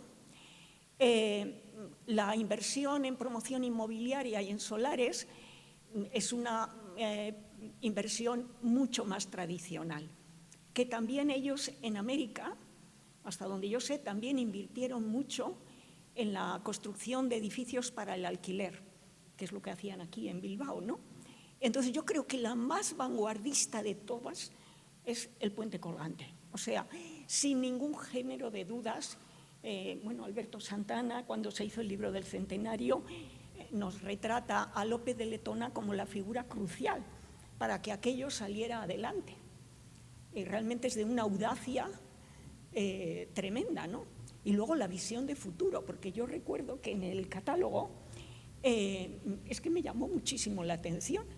Él decía, en los 100 años ha sido digamos, una construcción altamente rentable, cosa que me llamó la atención. No sé si desde entonces hasta hoy sigue siendo rentable, ¿no? Pero claro, digo yo, qué barbaridad. Y quiero llamar la atención sobre una cosa. O sea, es que hay que imaginar Ceanuri o cualquier aldea de Carranza, de Encartaciones, en 1850.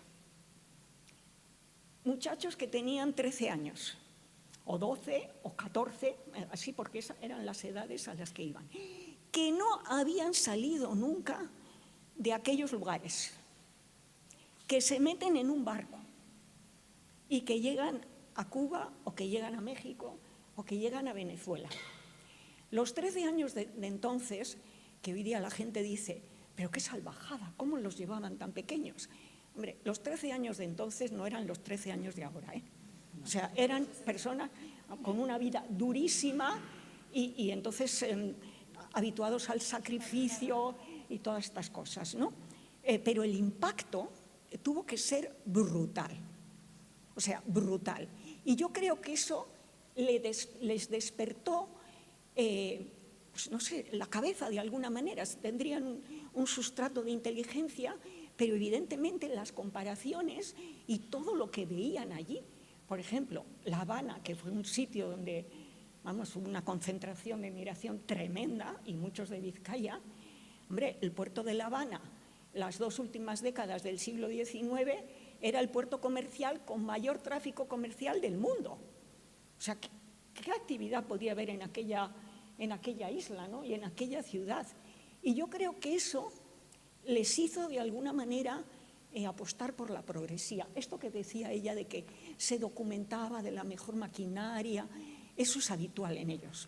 Cuando hacen las casas también quieren los mejores sanitarios.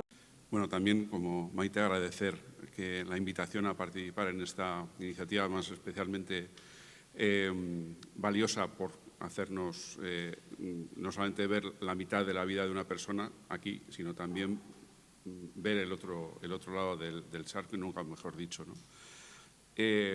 Al respecto de Santos López de Letona, otros indianos como Aresti se dedicaban a política, entonces fueron más famosos, entonces son más fáciles de seguir, ¿no? En otros sectores hicieron lo mismo, es decir, aparte de lo que hace todo comerciante, comprar barato y vender caro, pues el hacer el razonamiento que fue bastante general en esos años 70, 80 y 90 del siglo XIX, decir, bueno, si aparte de vender, fabrico, aumento mi beneficio.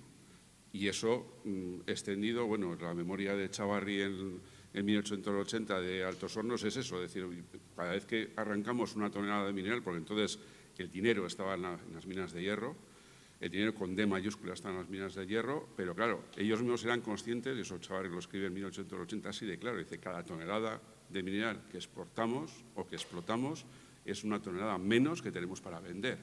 Esto no es infinito, algún día se acabará. ¿Qué haremos cuando se acabe? Pues como no tengamos otra cosa, morirnos de hambre.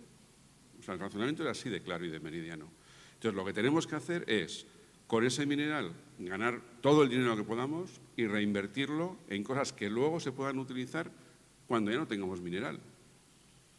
Y entonces, lo que plantea es todo el circuito de yo tengo la mina, tengo la siderurgia, tengo el astillero y luego, como en la siderurgia me sobra azufre, pues monto una fábrica de vidrio enfrente, que es la de Vicrila, y luego compro terrenos para hacerme la arena y ya de paso, pues bueno, hago una superparcela que luego mi hijo construye un superpalacio.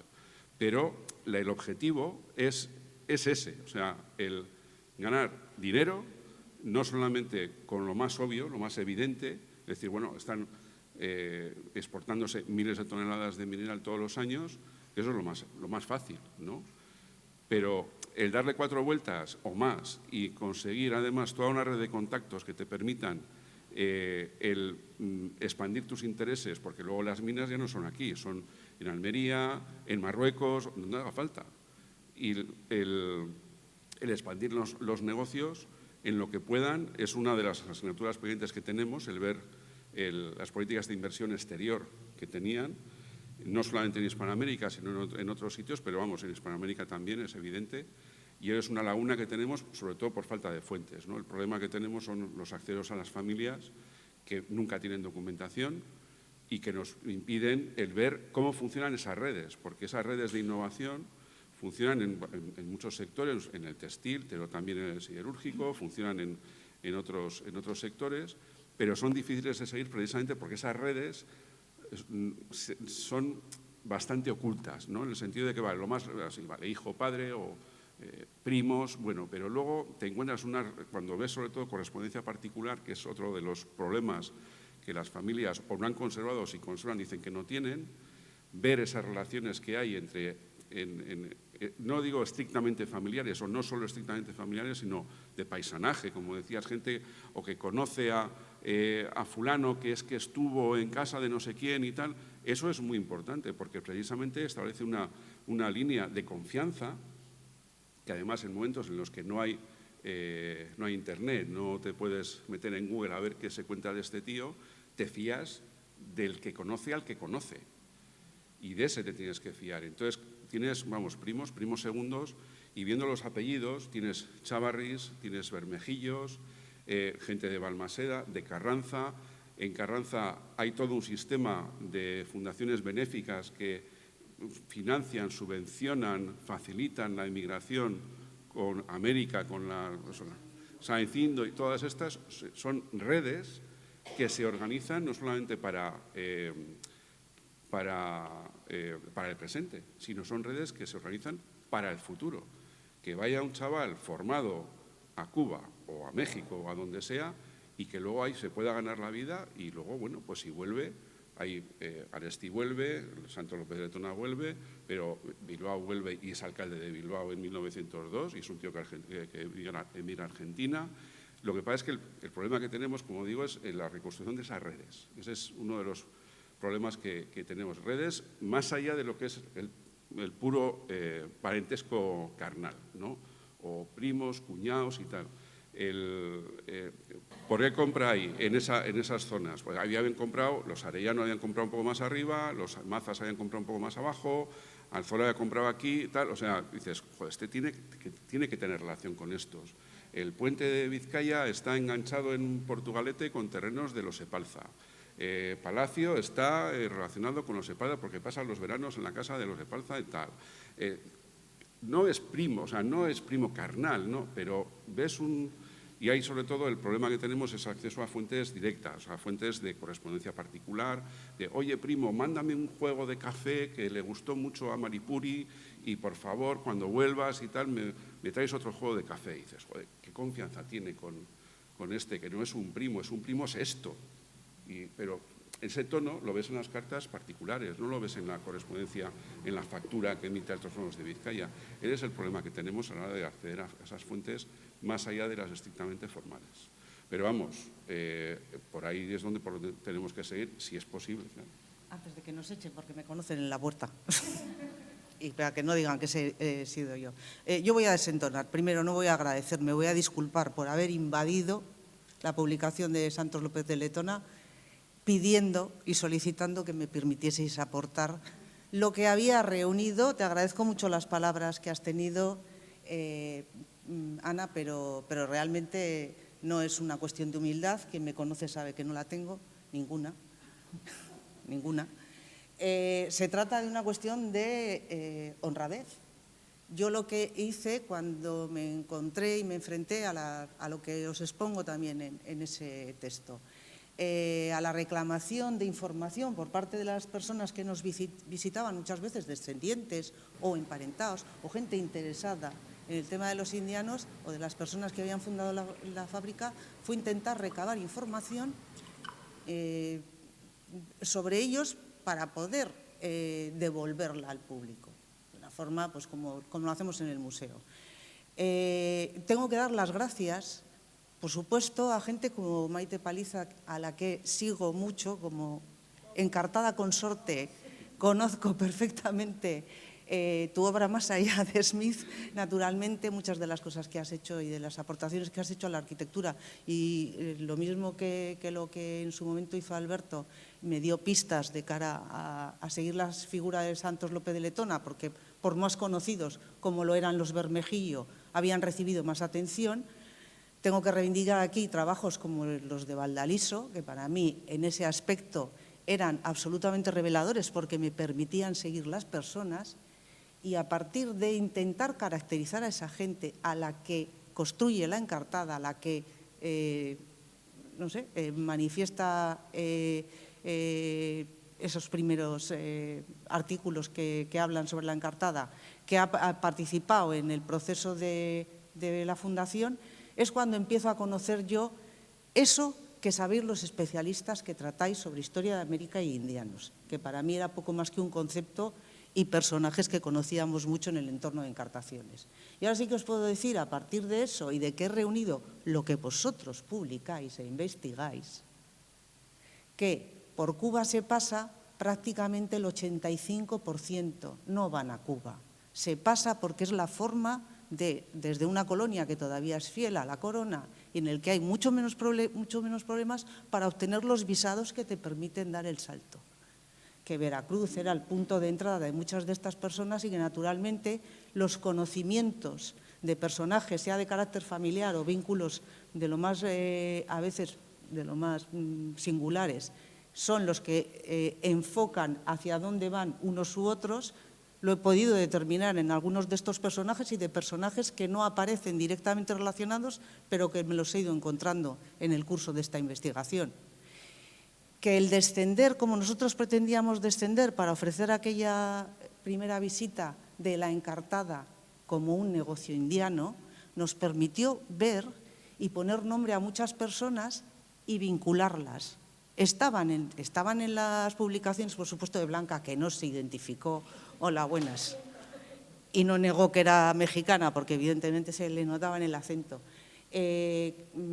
Pudimos ir reuniendo cosas que Blanca podía estar citando en otros escritos, que Valdaliso, que tú misma citabas cuando hablabas de los indianos de Carranza, de Gordesola, del entorno de Arcentales, de Sopuerta, pero por supuesto de toda la zona de Trasmiera, de Ayala, del propio Baztán. A mí me sirvió de mucha pista lo que Josu Sánchez de Gordejuela había aportado desde estudios como Morir y vivir, a pesar de que sea vivir y morir en México, a pesar de que sea unos años antes. Y me sirvió para seguir la pista de estas personas.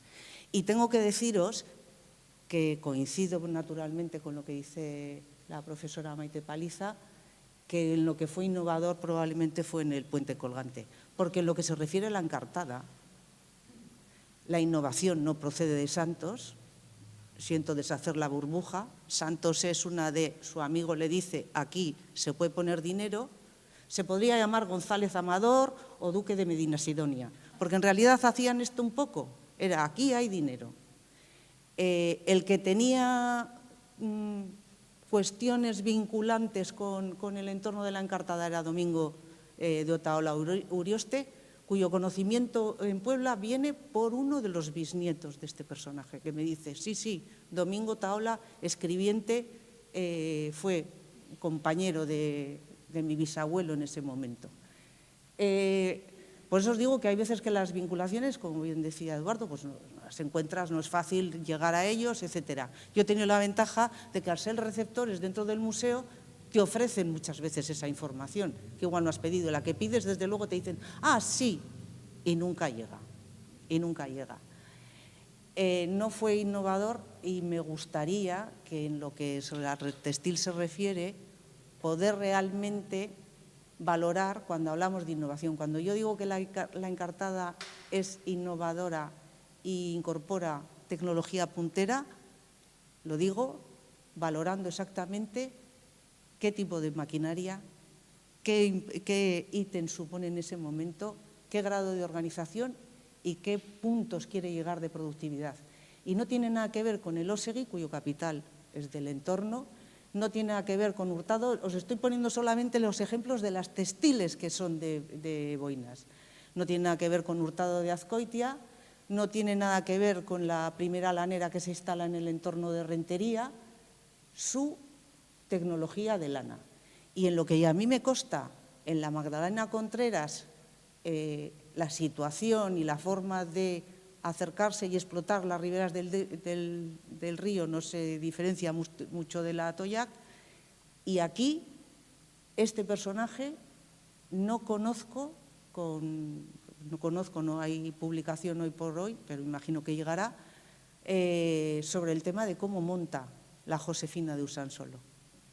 Pero en la Encartada, como os adelanté, aparece puntualmente, nunca llegó a ser presidente del Consejo.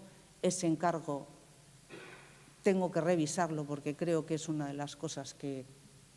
Y que si hubiese incorporado puntero para la algodonera, hubiese recurrido a New Hampshire, a Connecticut, a Massachusetts, porque no era precisamente Inglaterra el lugar más adecuado para el tema de la tecnología de lana, no de algodón, de lana. Pues, por eso os digo que hay veces, un poco lo que decía Maite, yo creo que necesitan una reivindicación, porque él es uno más. Tiene más brillantez en algunos de sus logros, pero ¿cuántos conocemos de los Arechederra, los Arechavala, los Murrieta? Pues estoy hablando solamente de apellidos que tienen que ver con las encartaciones inmediatos, por supuesto de Aresti, por supuesto de los Solano, por supuesto de los... pues un montón, tu propia familia, evidentemente, que hacen unos muy parecidos viajes de ida y vuelta, y muchos de ellos también manteniendo, como les sucede aparte de los de la encartada, familia y vínculos al otro lado del charco. Yo confío en que se puedan hacer más cosas. Bueno, pues me están pidiendo que cerremos, ya habéis oído que nos echan, lo siento muchísimo porque el tiempo ha volado. Voy a hacer una brevísima recopilación de cuanto se ha dicho aquí, bueno, no de todo, pero sí por lo menos de lo que como museo, ¿no? nos compete. Agradezco muchísimo que se señale la oportunidad del centenario. Nos vamos ya. Nos vamos ya.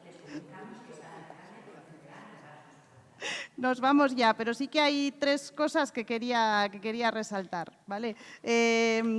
Bueno, con este acto cerramos un poco esa exposición dedicada al centenario del fallecimiento de Santos López de Letona, que todavía se puede ver hasta el 30 de junio, pero ya no habrá, digamos, más actividades especiales, visitas de autora, recorridos por Bilbao y lo que ha ido acompañando a esto. Y agradezco a todas las personas que habéis participado en ellas y que, bueno, pues nos habéis demostrado que lo que se hace desde los museos también tiene su proyección, ¿no?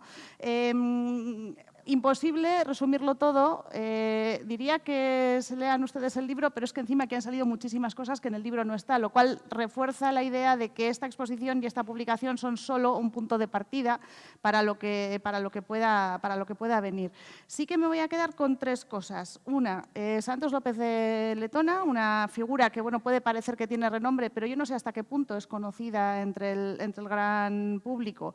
Es parte de la historia de este país, esto se ha dicho aquí, parte también de esa sociedad diaspórica, el que era, creo, seanistarra o al menos vizcaitarra por los 4 abolorios, diría, o bueno, vasco, por los 4 abolorios, que tiene parte alavesa. Pero bueno, forma parte de esa sociedad diaspórica y amplía la visión de lo que es nuestra historia. Me gusta esa idea, ¿no? Que hay personajes que rompen un poco con el tópico. Efectivamente, el País Vasco nunca ha estado encerrado y estas historias de migración, pero de migración de ida, asentamiento y vuelta, pues son algo que tenemos que reivindicar.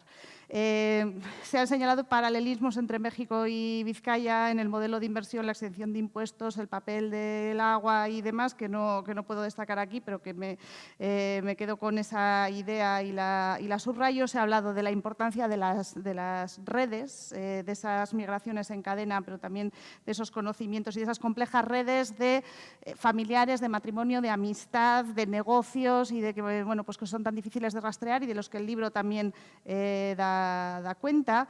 Dentro de la innovación, yo voy a subrayar las innovaciones pequeñas. Quiero decir, el puente Vizcaya todo el mundo lo tiene en la cabeza, lo visualiza, pero las innovaciones pequeñas como los cuartos de baño me parece que son a reivindicar y como algo a tener en cuenta, y son las cosas bueno, pues que también tenemos que poner sobre la mesa.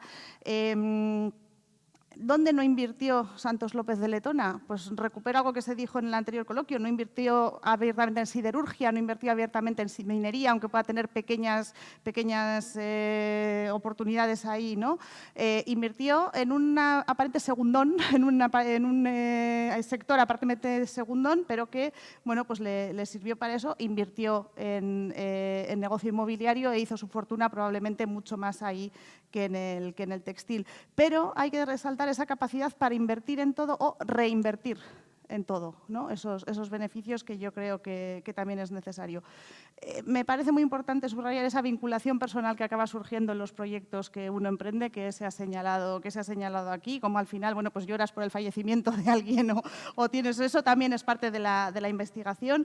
Y quiero destacar también la labor de los museos, se ha señalado aquí, como receptores de información, pero también como difusores de esa información. Y lo que estamos haciendo aquí es precisamente eso. Así que yo sí voy a dar las gracias a todo el mundo que ha hecho posible tanto la exposición como la publicación, como este acto y como que esto se prolongue hasta el día 30 de junio y ojalá lo que venga, a las entidades que han cedido documentos y objetos, fotografías que están presentes en la exposición. Espero no olvidarme de nadie, pero la Sociedad Bilbaína, el Archivo Diocesano Eclesiástico, el Archivo y la Biblioteca de la Diputación Foral de Vizcaya, el Archivo del Banco Bilbao Vizcaya, la Fundación Sabino Arana, eso en cuanto a objetos y documentos originales, pero también, bueno, pues tantos archivos de los que tenemos reproducciones, el Archivo de Notarías del Estado de Puebla, el Museo del Ferrocarril del País Vasco y tantos otros. Agradezco a todos los autores y autoras del libro por haber estado aquí, por haber participado, por haber hecho esto posible, por todo lo que ha llevado esto, por las revisiones y vueltas a revisar del libro que algunas conocemos. Ana de Zavalla, que con tanta certeza ha presentado el libro aquí y que espero que haya sembrado el gusanillo para que se pueda leer. Además, se lo llevan todos ustedes a casa, así que esto es importante. Y quiero señalar también, el libro, me voy a levantar un momento, bueno, pues está muy cuidado. Está muy cuidado para simbolizar esa idea del tejer entre dos mundos. Tenemos la casa donde Santos y familia vivieron en Puebla y la casa donde Santos y familia vivieron en Bilbao y su firma partida entre dos mundos. La exposición no es una exposición llamativa en cuanto a sus objetos, porque son documentos, pero aquí están reproducidos los planos, documentos, esa materia prima de la investigación de la que hablábamos, está muy cuidado. Y esta labor, bueno, pues se la debemos a un estudio de diseño, es decir, aquí hay un conocimiento, pero también hay una puesta en escena. Itziar Baskaran Yarza, Dumba, que es quien ha hecho posible esto. Y hay además un apéndice, que yo creo que va a ser un elemento muy útil, con los árboles genealógicos, parte de esa investigación, pero yo creo que va a dar mucho juego, en el que tengo que mencionar, además de a la autora, que es María José Coedo Recilla, porque es que es ella, a la que ha compilado esa información de forma visual, que es Odey Gómez Fraile, que además es parte del equipo de La Encartada, es una de las guías personal de atención al público, que lleva ya muchos años allí, que como todo el equipo de La Encartada es entusiasta y se implica en todos los proyectos, y eso creo que hay que mencionar. Alberto, gracias porque nos diste la idea y hoy estamos aquí. A las instituciones que hacen posible que esto se ponga en marcha y a todos ustedes por participar, tanto en este acto como en otros que ha habido y por venir a ver la exposición en los días que quedan. Eskerrik asko y nos vamos.